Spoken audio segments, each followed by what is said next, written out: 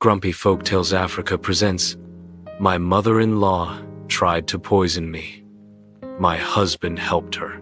In the warmly lit room, Amara arranges dishes with a loving smile as the aroma of spices fills the air. Mama Sade beams at Amara, her eyes twinkling, casting a false sense of familial warmth. Amara, your cooking is simply divine. You have truly brought light into this home. As Amara pours drinks, Mama Sade secretly adds poison to Amara's glass. Chike watches silently, his expression unreadable as Amara smiles, oblivious to the deadly act. In the dim light of their bedroom, Amara's eyes reflect a growing unease as she confronts Chike. I feel increasingly ill. It's like something is poisoning me, Amara says, her voice trembling, the shadows around them seeming to deepen. Amara's suspicion sharpens. I suspect Mama Sade is behind this. Chike stands near the window, his back partially turned, radiating a nervous energy as he dismisses her fears. You're just stressed, Amara. Mama Sade would never do anything to hurt you.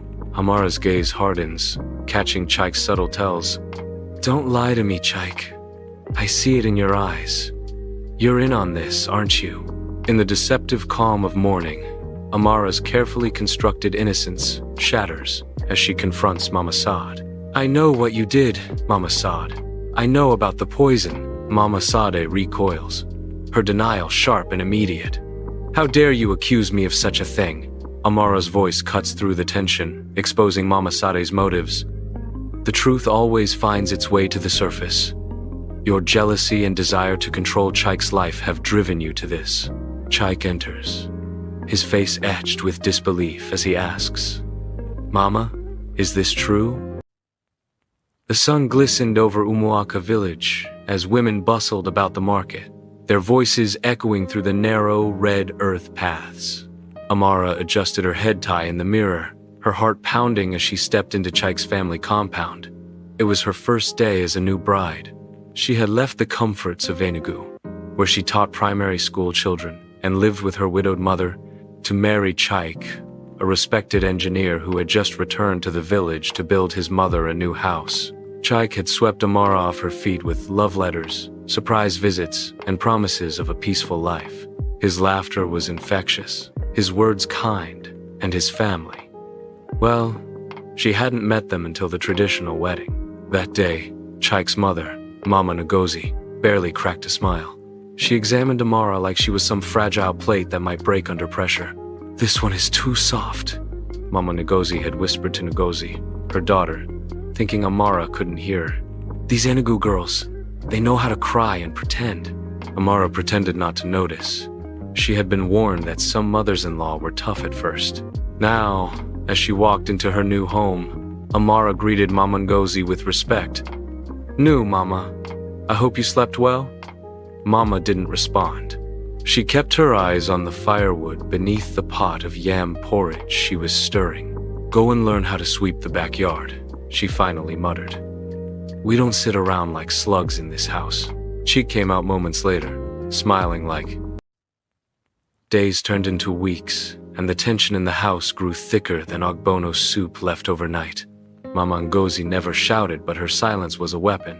Her side glances were daggers, and her words were always laced with venom. Every morning, Amara woke before sunrise, swept the compound, fetched water, and helped Mama in the kitchen.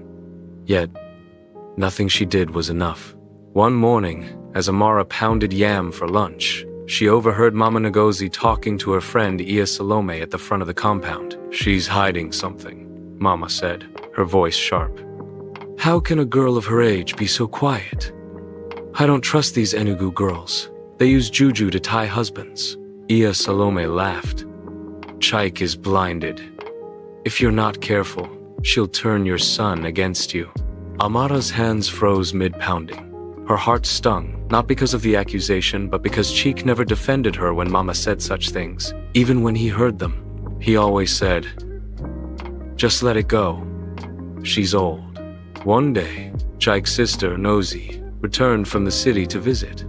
Tall, sharp-tongued, and proud, she made no effort to hide her dislike for Amara.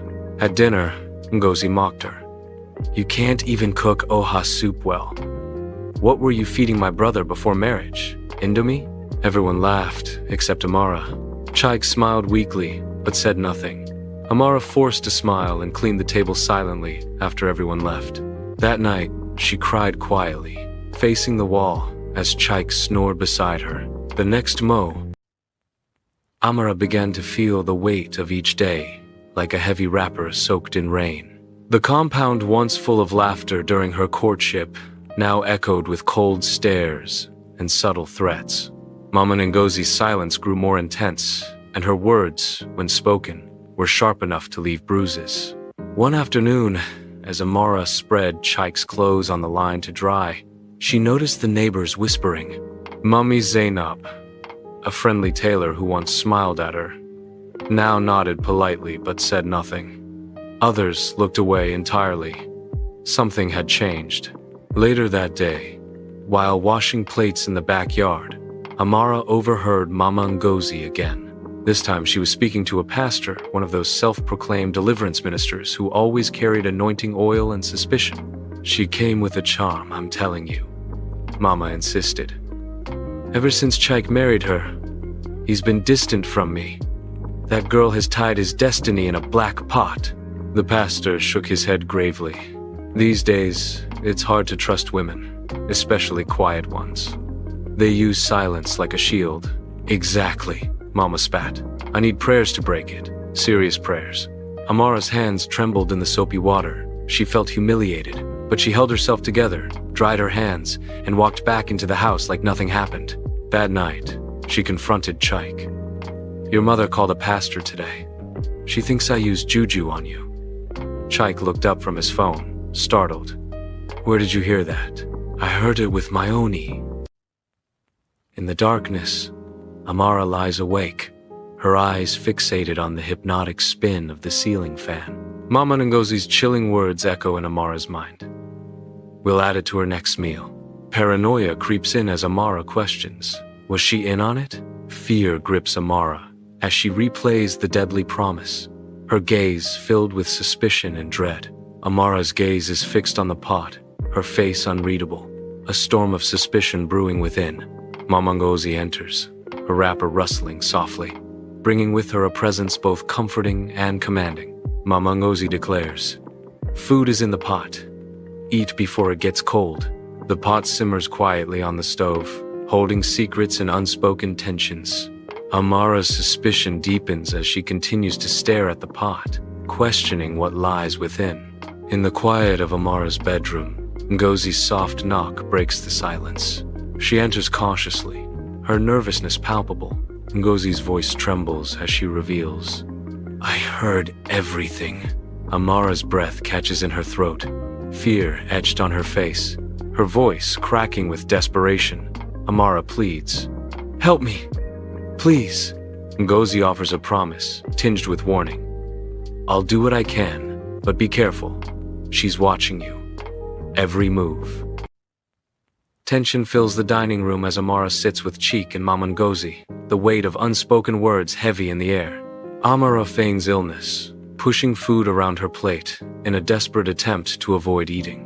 Mama Ngozi's subtle smirk betrays her awareness of Amara's charade, adding a layer of sinister intent to the scene. Chike, oblivious to the brewing storm, chats innocently about his day, intensifying Amara's sense of isolation. Cornered and desperate, Amara manages a weak smile, her fear masked by a fragile facade.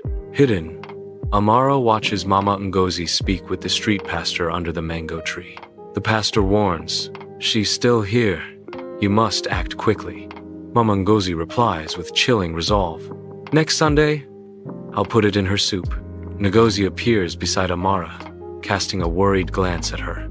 In the sterile light of the chemist, Amara's anticipation hangs heavy as she taps her foot, her eyes never leaving the chemist.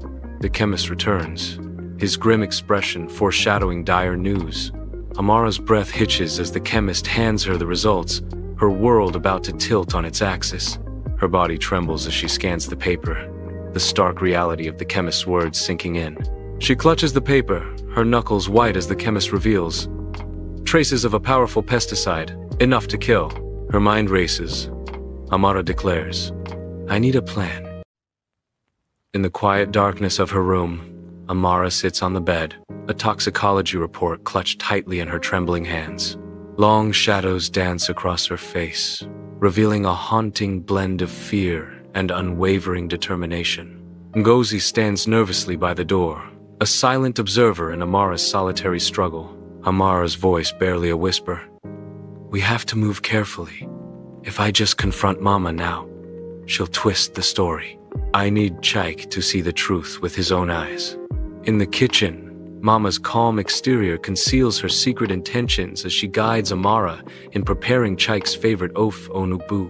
Amara, feigning normalcy, subtly swaps plates with Ngozi, setting her scheme into motion. With Mama briefly out of sight, Amara seizes the opportunity, diverting a portion of the soup. Unseen, Amara adds a sinister ingredient to the pot, maintaining a facade of serenity. Amara disposes of the food, ensuring no trace of her actions remains.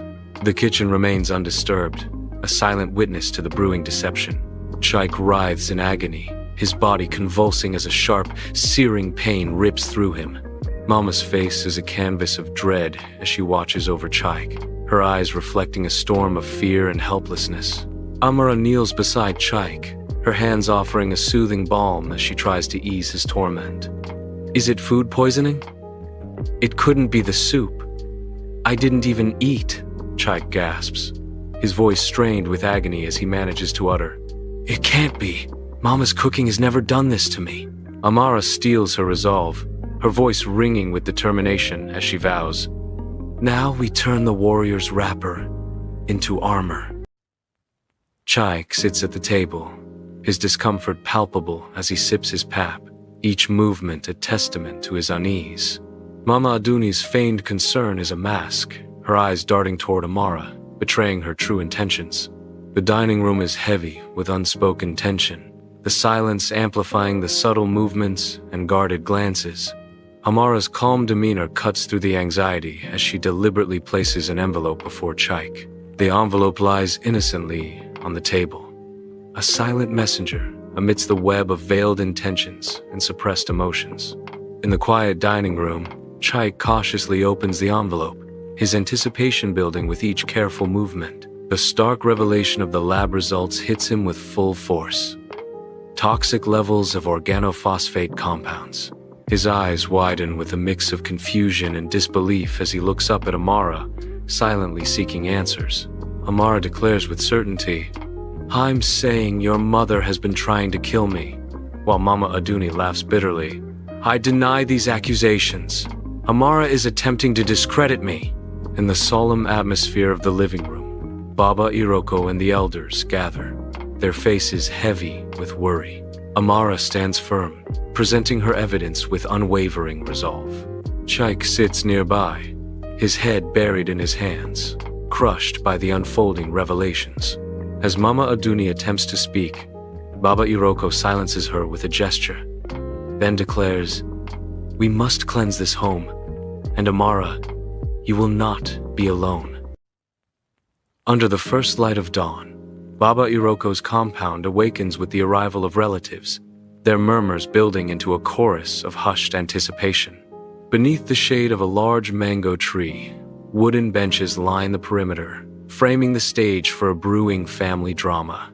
Amidst the gathering storm, Amara sits quietly, her face a canvas of bruises yet her spirit unbroken. Beside her, Chike remains withdrawn, his silence a heavy cloak amidst the rising tension. At the far end, Mama Aduni observes from her throne, her expression unyielding, her presence a formidable force wrapped in blue. The air grows thick with anticipation and judgment as the family drama prepares to unfold. In the heart of the compound, elders gather, their faces shadowed by worry as Baba Iroko prepares to speak. Baba Iroko's voice cuts through the silence. We are gathered here to address a grave matter. Amara stands, her voice trembling, recounting the events of the poisoning attempts. Chike presents evidence, lab results, and preserved samples, confirming Amara's claims. Mama Aduni rises dramatically, denying everything with vehement passion. Chike stands, his face a canvas of pain as he confesses, "I ignored the signs. I let my love blind me." His voice heavy with regret, Chike declares, "I don't know if I can forgive you, Mama, but I will protect my wife." Mama Aduni's heart-wrenching cry pierces the air. "My own son?"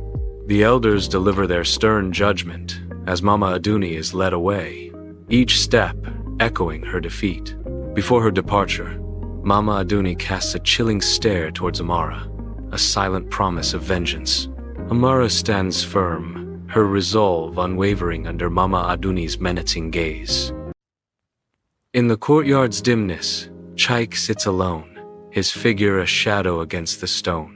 Amara approaches cautiously, her presence a gentle question in the fading light.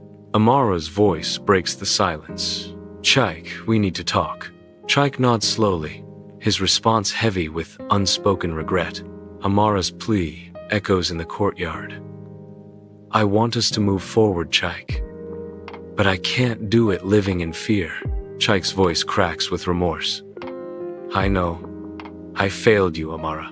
In Amara and Chike's home, a solemn 3-day prayer vigil begins, filling every corner with the resonating sound of scriptures. The air grows heavy with anticipation, promising peace and renewal as each word echoes through the house. With steady hands, anointing oil is carefully applied to the doorposts, marking a spiritual boundary against unseen forces.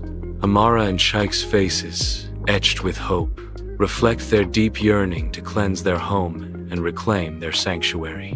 Sunlight bathes the therapy office as Amara and Chike sit in silence, their unspoken tensions filling the room. The therapist gently encourages them.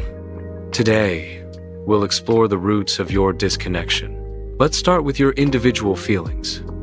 Amara, what emotions are most present for you right now?" Amara, her voice trembling, confesses, "Fear, resentment, a deep sense of betrayal." Chike replies, "I understand, and I'm truly sorry for the pain I've caused." Chike admits, "Amara, I admire your strength, your unwavering spirit, even when I've given you every reason to give up on me." Ominous thunder echoes across the Ibadan compound as rain lashes down. Chike approaches the gate, answering a soft knock amidst the storm.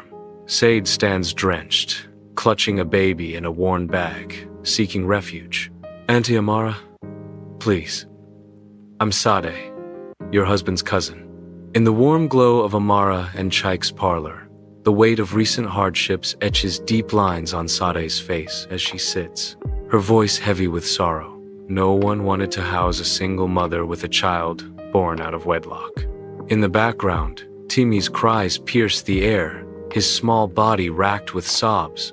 Amara's gentle embrace offers a haven of solace, drawing Timi into a comforting hold. With tender reassurance, Amara cradles Timi, her soothing presence a beacon of hope amidst despair. Chike's firm voice cuts through the sorrow, a declaration of unwavering support. She's family. In the dim bedroom, Amara's silhouette emerges, her gaze locked on Chike. Her voice cuts through the silence. "Have you noticed how Sade behaves around you?" Chike sits on the bed, his relaxed posture a stark contrast to Amara's unease. "She's just being nice." His words carry a dismissive tone. "That girl has suffered, Amara. Don't start reading meaning into everything." Amara's eyes narrow, a silent vow solidifying within her. "I will not be caught unaware again." Amara watches from the doorway, her eyes fixed on Chike and Sade in the dim light. Sade's laughter, sharp and flirtatious, fills the parlor. Chike sits shirtless, as Sade rubs balm onto his shoulders. Amara steps into the room, and the laughter stops abruptly. Sade says, "Ah, Auntie, welcome." Bro Chike was complaining of pain, so I was just helping him. In the tense confines of their bedroom, Amara confronts Chike, an unspoken chasm widening between them. Amara's voice cuts through the silence. "Chike, I'm not a fool." Chike retorts defensively. "So now you're jealous of my cousin?" Amara's voice rises with emotion. She's not your cousin. She's a woman in our house, chasing your attention, and you're letting her. Chike tries to defuse the situation. Don't make this a big deal, Amara. She's family. She's struggling. The weight of their disagreement hangs heavy, filling the room with unspoken tension. Sunlight floods the bedroom as Amara's unease grows, her eyes scanning the disarray. The absence of her favorite hair cream sparks suspicion, a silent accusation hanging in the air. Disgust contorts her face as she examines her toothbrush, a clear sign of violation. A slightly ajar jewelry drawer hints at intrusion, fueling her mounting anger and betrayal. Beneath the pillow, the discovery of her diary ignites a blaze of realization in Amara's eyes. Her expression hardens, a chilling declaration. She's playing a game. Amara cautiously enters the guest room, her steps hesitant as she ventures into the unknown. She approaches the wardrobe, her fingers lightly tracing the wood grain, a sense of unease growing within her. With bated breath, she slowly pulls open the wardrobe, revealing neatly arranged clothes and an array of perfumes. Her eyes fixate on a small red box tucked away in the corner, drawing her in with an irresistible allure. Amara opens the box, revealing disturbing photographs of Chike marred with ominous scribbles. He will be mine. She doesn't deserve him. Panic sets in as Amara quickly returns everything to its place, her heart pounding in her chest before slipping away unnoticed. In the dimness of her bedroom, Amara lies awake, her gaze fixed on Sade, who shares laughter and dinner with Chike. Sade's innocent laughter tightens a knot of anger and betrayal in Amara's stomach. Driven by a surge of emotion, Amara grabs her phone. Amara dials Ijeoma, her cousin, seeking guidance from a church specializing in deliverance. Ijeoma's voice cuts through the night. Amara, this is spiritual manipulation. She's doing juju. This Berach, Amara pleads. How do I stop it? In the warmly lit dining room, Amara sits silently at the table, a stark contrast to the cheerful camaraderie between Chike and Sade. Laughter fills the air as Chike and Sade reminisce, their bond palpable, while Amara observes from the periphery, her expression unreadable. They had no idea I had begun my fight. Amara's inner monologue reveals her shift from fear to a simmering anger, unseen by the others. A close-up captures Amara's face, a subtle transformation unfolding as resolve hardens her features, signaling the start of her counterattack. The ordinary scene belies the storm brewing within Amara, her quiet demeanor masking a newfound determination to challenge the status quo. In the stillness of night, Amara kneels beside her bed, her form bathed in the soft glow of moonlight. A silent prayer escapes her lips, a desperate plea and fierce determination etched on her face. She delicately anoints Chike's pillow with oil, a ritual of protection and hope. Rising, she touches the doorposts, imbuing them with protective energy. In the hallway, Sade watches, her face an enigmatic mask, her thoughts unreadable. Inside Ijeoma's church, Amara finds herself amidst a chorus of fervent prayers, a spiritual symphony filling the sacred space. The prophetess's voice cuts through the air, her words resonating with ominous weight. Sister, your battle is not with flesh and blood. The one who entered your home came through your husband's door. The devil was invited, even though unknowingly. The prophetess offers stark warning and guidance. Continue what you're doing, but prepare. There will be a moment when the mask will fall. When that happens, do not be silent. Amara absorbs the prophetess's words, her face a mask of conflicted emotions. The spiritual energy in the church crescendos as prayers intensify, a palpable force enveloping Amara. Sade stands in the center of Amara's living room, clutching her head and wailing in distress. Chike looks on, bewildered, caught in the tense confrontation between the two women. Amara steps forward, her voice cutting through the room's tension with calm authority. You feel attacked? In my house? Sade's voice cracks with fear and desperation. Something is in this house. Something is pressing me in my sleep. Amara's eyes narrow, her words laced with accusation. Perhaps it is your own hands that summoned what now torments you. In the dimly lit room, Chike sits frozen on the sofa, his gaze lost in the shadows.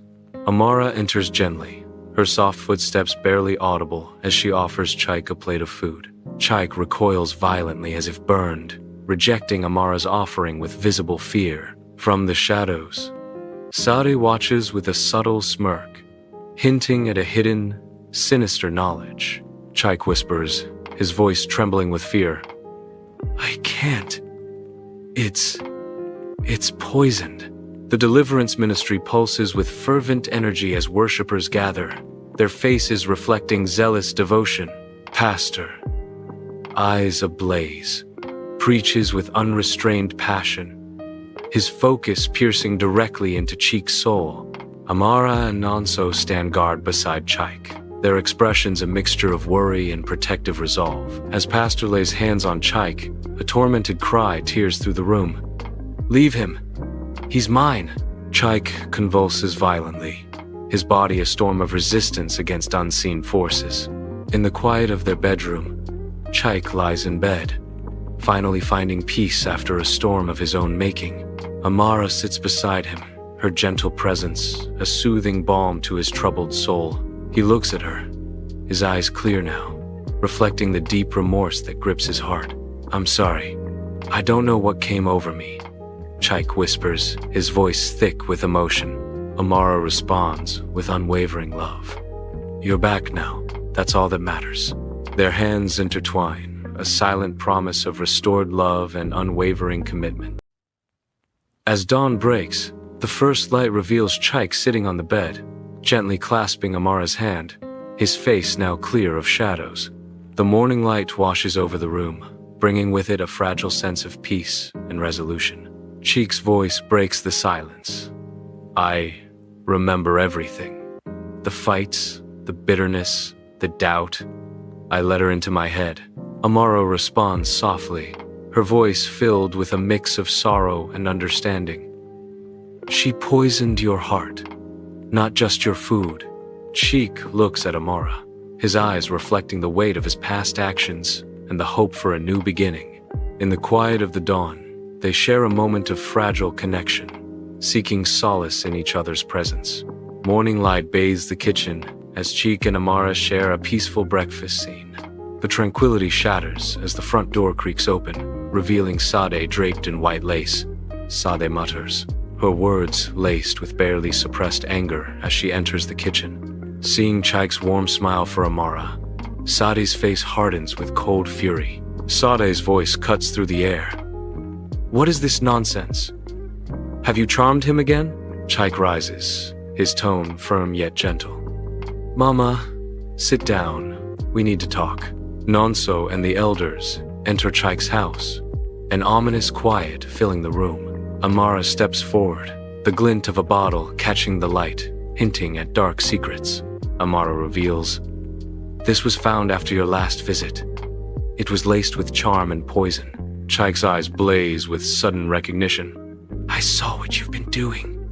The words you whispered, the food you insisted I eat, the isolation, the manipulation. I see it now." Baba Ajani's voice booms through the room, demanding truth. "Amara, swear you have told the truth." Amara, with unwavering conviction, declares, "I swear." A palpable tension suffocates Chike and Amara's compound, where shadows of dread dance across the faces of worried elders. Neighbors move with a strange blend of fear and fascination, their averted eyes hinting at dark secrets. Baba Ajani enters, his commanding presence silencing the murmurs as he strides into the heart of the unrest. Flanked by the grim head of the traditional council, he embodies the weight of judgment and tradition. The community priest clutches a sacred staff, a silent sentinel amidst the brewing storm of unspoken accusations.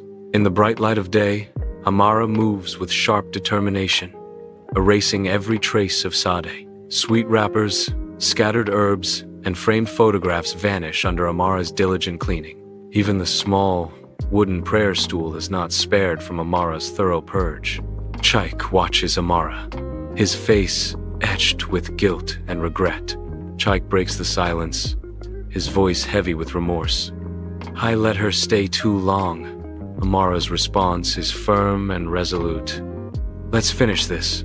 The courtyard pulses with life as community members gather, their expressions a mix of hope and solemnity. Baba Ajani stands as a beacon of tradition, his ancient vestments whispering tales of generations past. Before him, sacred objects lie in quiet anticipation, vessels of earth, water, and life itself. The air crackles with spiritual energy as Baba Ajani's voice rises, invoking the ancestors. With a flash of movement, the cockerel's lifeblood spills into the clay pot, a sacrifice for protection and renewal. Under the cloak of night, the compound is cloaked in an eerie stillness. Mama Sade, draped in black, enters, her every step echoing with untold stories. From behind the kitchen wall, Amara, Chike, and Uncle Kola watch her, shadows concealing their expressions. Uncle Kola's voice shatters the silence. Mama Sade, turn around. You're no longer welcome here. She ignores the warning, placing the calabash down with deliberate intent. A sinister chant begins, and the air thickens with rising smoke, spiraling into the night. Mama Sade stands, her voice reverberating with arcane energy as she casts her dark incantations, filling the compound with dread. You people disgraced me. Now, I will strip you of peace, Mama Sade declares, her voice laced with venom. Amara steps forward, confronting Mama Sade with unwavering resolve. I never took your son. He made a choice, Amara retorts, her voice resonating with defiance. Uncle Kola's staff strikes the ground, the earth cracking around the calabash, disrupting the dark magic. You bring darkness into a house that has been cleansed, Uncle Kola proclaims, his voice filled with righteous anger. Baba Ajani emerges, carrying sacred chalk, a bowl of goat blood, and a mirror. Mama Sade screams, charging toward Amara with her cane raised high. Uncle Kola throws powder into the air, creating a swirling cloud of dust. Baba Ajani lifts the mirror, capturing Mama Sade's reflection as he declares, We will reflect what you brought. A violent wind erupts, unseen but felt, knocking Mama Sade to her knees as the calabash shatters. Under the ethereal glow of twin moons, Amara and Chike share laughter in their village compound, a haven of peace restored. Neighbors pass, with respectful nods, acknowledging the couple's renewed happiness. The tranquil night is shattered by a soft knock, a harbinger of unseen disturbances. Chike cautiously opens the door, only to find emptiness staring back, a void pregnant with unspoken dread. Amara shivers as a wave of unease washes over her, sensing an invisible threat lurking nearby. The acrid scent of burning herbs drifts ominously from under the window, a ghostly signature of lurking darkness. In the gentle morning light, Amara awakens, her face etched with distress, a sheen of sweat glistening on her brow. Chike, his face a mask of concern, sits beside Amara, offering a tender caress as a silent vow echoes between them. I promise to protect you. A sudden, sharp pain grips Amara's belly, compelling her to stumble toward the corner of the room, near a yam sack. Her fingers brush against a hidden darkness, a charm of twisted intent, a small gourd tied with black thread, filled with nails and feathers soaked in a dark, viscous liquid that looks like blood. Horror consumes her. Under the cover of night, the village gate groans open, revealing a sinister silhouette against the moonlit sky.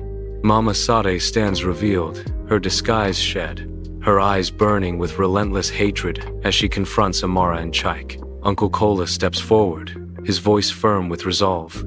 You will not harm this family again. Mama Sade's chilling retort pierces the night's silence.